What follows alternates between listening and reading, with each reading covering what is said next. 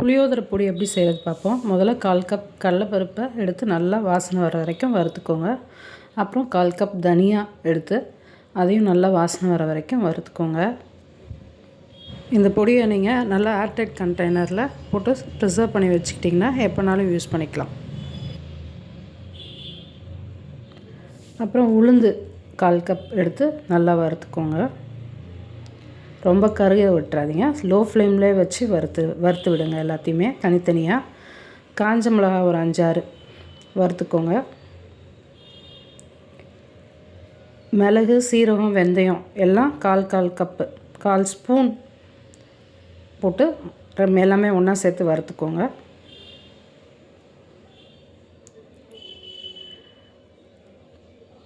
எள்ளு 1 ஸ்பூன் போட்டு அது அந்த ஹீட்லேயே பொரிஞ்சதுன்னா எடுத்துருங்க.